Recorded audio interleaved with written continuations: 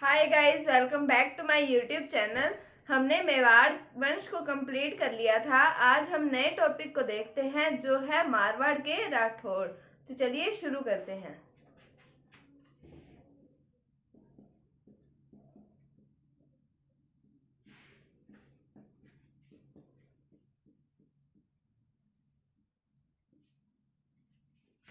तो मारवाड़ के राठौड़, ये राठौड़ों का संबंध है किसके साथ? कन्नौज के गहड़ वालों के साथ। इनका संबंध किनके साथ है?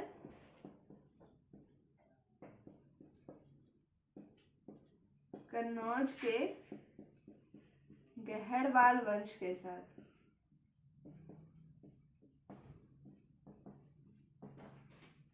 ये गहड़वाल वंश जयचंद गहड़वाल वाला ही गहड़वाल वंश है। तो सबसे पहले राठौड़ों का संबंध अगर पूछा जाए तो किसके साथ है? तो वो कन्नौज के गहड़वाल वंश के साथ है। उसके बाद में आती है बात इनकी कुल देवी की। तो राठौड़ों की कुल देवी पूछा जाए कौन है, तो वो है नागनेची माता।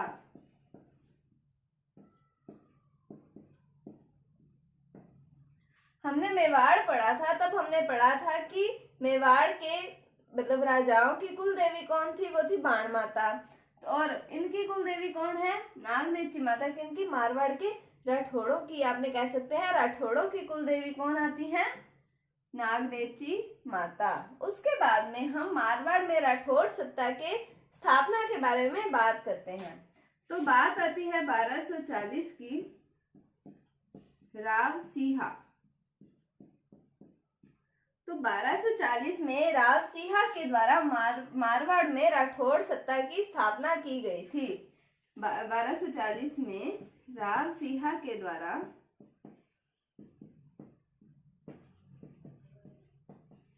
मारवाड़ में राठौड़ सत्ता की स्थापना की गई थी। और जो ये राव सिंहा हैं, इन्हें कहा जाता है राठौड़ों का आदि पुरुष।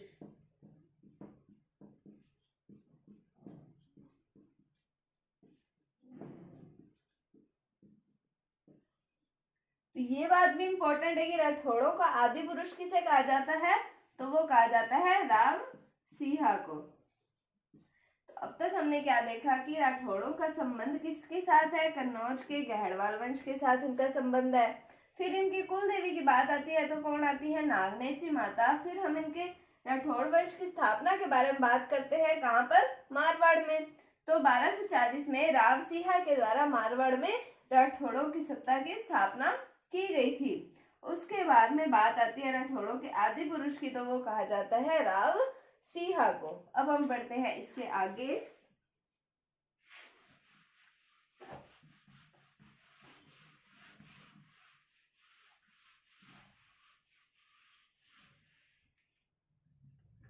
हम पढ़ किसके बारे में रहे हैं? राव सिंहा के बारे में।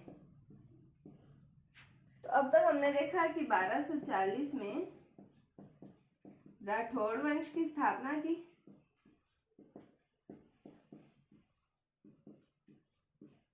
और इन्हें राठौड़ों का आदि पुरुष कहा जाता है।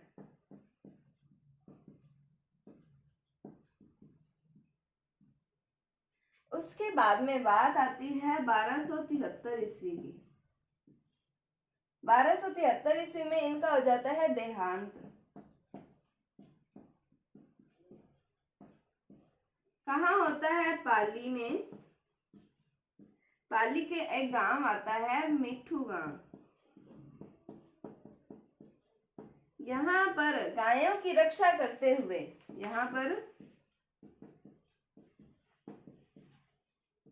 गायों की रक्षा करते हुए ये वीर गति को प्राप्त हो जाते हैं।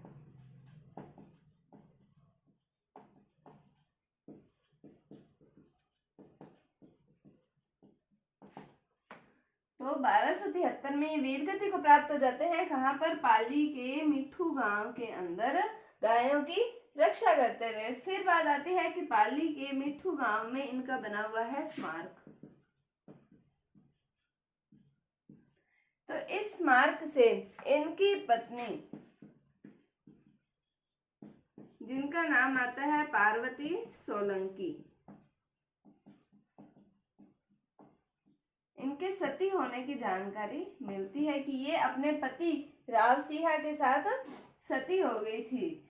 तो 1240 में राठौड़ वंश की स्थापना या राठौड़ सत्ता की स्थापना मारवाड़ में किसके द्वारा की गई थी? राव सिंहा के द्वारा।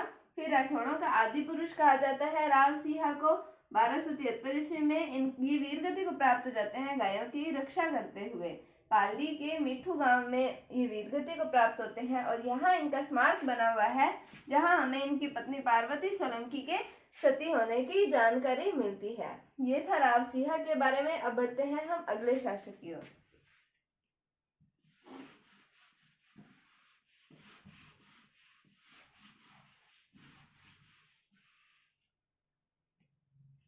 अगले शासक का नाम आता है राव दुहड़। राव दुहड़, इन्होंने नगाना गांव कहाँ पर पड़ता है? बाड़मेर में। यहाँ पर इनकी कुल देवी, मैंने बताया आपको इनकी कुल देवी कौन है? नागनेची माता, उनका मंदिर बनवाया।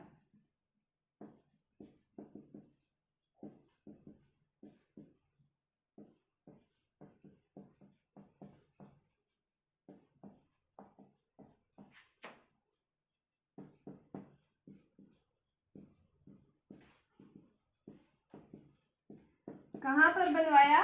नगाना, बाड़मेर के अंदर। और यहाँ पर जो मूर्ति लगी हुई है, इस मंदिर में जो मूर्ति लगी हुई है वो लगी हुई है काष्ठ की।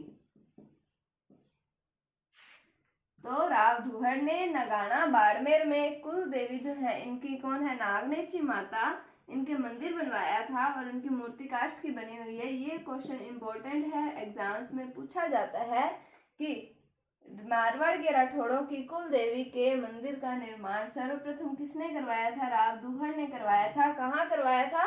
नगाना बाड़मेर में करवाया था। उसके बाद में बात आती है इनके छोटे भाई की। इनके छोटे भाई का नाम आता है राव धांधल। ये जो राव धांधल हैं, ये बाबूजी के पिता हैं। तो राव धांधल किनके छोटे भाई हैं? राव दुहड़ के, जो कि बाबूजी के पिता हैं। बाबूजी को हम एक लोक देवता के रूप में जानते हैं। ये लोक देवता के रूप में पूजे जाते हैं।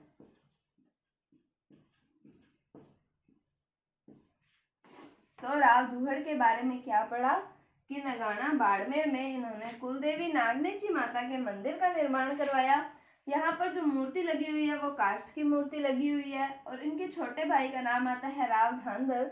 और ये जो हैं इनके बाबूजी के पिता आते हैं। बाबूजी कौन है? बाबूजी एक लोक देवता के रूप में पूजे जाते हैं। राजस्थान के एक प्रसिद्ध लोक देवता है कौन? बाबूजी। तो हम जब कला संस्कृति का टॉपिक पढ़ेंगे उसमें हम लोक देवता के बारे में पढ़ेंगे, लोक देवता लोक देवियों के बारे में, तब हम बाबूजी के बारे में पढ़ेंगे वहां पे। अब बढ़ते हैं हम अगले शासक की ओर, जिनका नाम आता है राव मल्लीनाथ।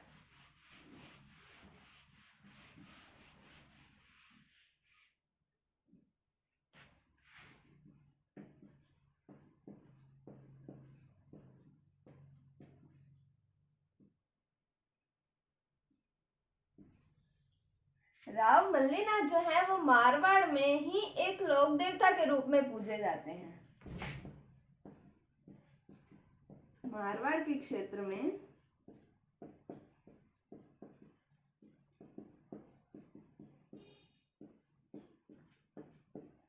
लोक देवता के रूप में पूजे जाते हैं।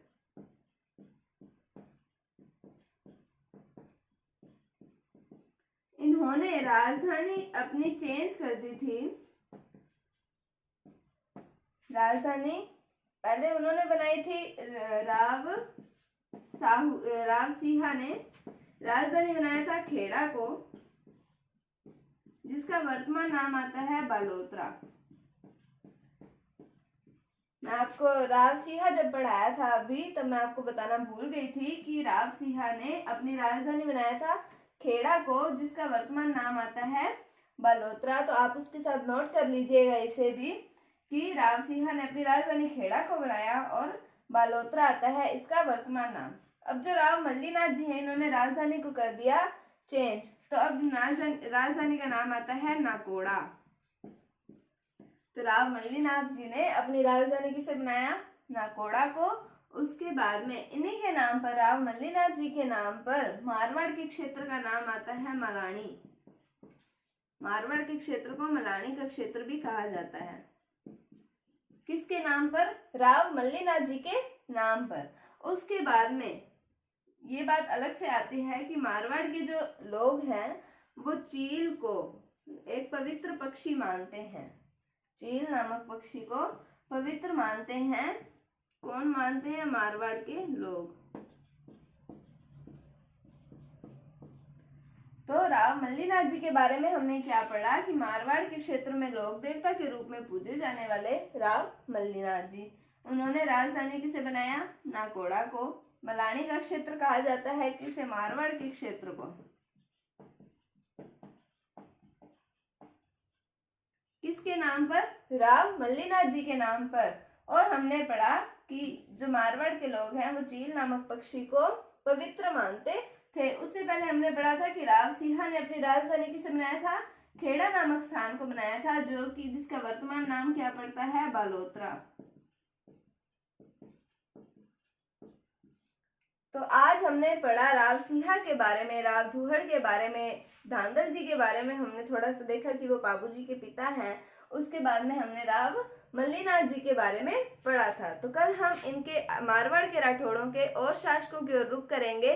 तब तक के लिए अगर आपको कोई भी डाउट है इनमें तो आप कमेंट सेक्शन में पूछ सकते हैं। आपको वीडियो थोड़ी सी भी अच्छी लगी है तो इसे लाइक कीजिए, शेयर कीजिए और चैनल को सब्सक्राइब जरूर कीजिए। Thank you, thanks for watching, bye bye.